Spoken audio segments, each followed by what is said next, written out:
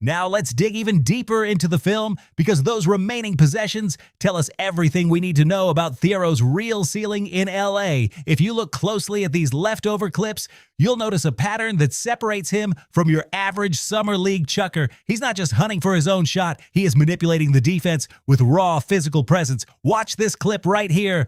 He catches the ball at the top of the key, forces the defender to respect his first step, and look at how he drops his hips to split the double team. That is low center of gravity power that you usually only see in running backs in the NFL. He's creating leverage out of thin air, but here's where the analytical crowd gets really excited. When you look at his shot chart from July, he isn't settling for low percentage looks. He understands exactly where his bread is buttered. Defenses are trying to play off him, daring him to settle for that perimeter shot, but Thiero is completely rejecting the invitation. He's turning down open, bad threes to force his way into high-efficiency, painted area points, and that brings us to the defensive clips from the final stretch of the game tape. Look at the recovery speed on this play.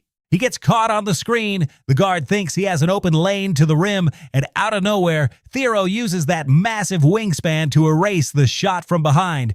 That is weak side rim protection that changes how J.J. Redick can scheme his defense. Redick's system relies on guards playing aggressive on-ball defense because they know they have a backline safety net. If Thiero can be that safety net on the perimeter while Walker Kessler locks down the deep paint, the Lakers are going to be an absolute nightmare to score on in transition. Look at how he finishes the game in these final seconds. Even when he's completely gassed, the motor doesn't drop. He's crashing the glass, fighting for loose balls, and screaming at the bench to keep the energy up. This isn't just summer league production. This is a culture-setting mindset.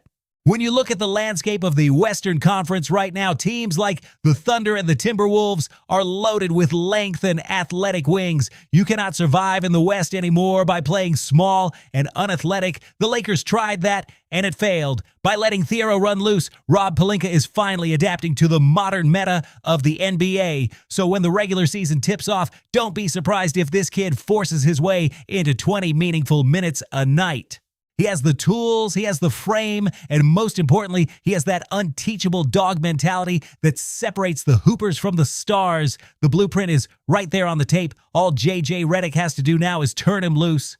And if you actually look at the tape from that Mavericks game, you can see exactly why the analytics crowd is losing their minds. Look at this possession right here.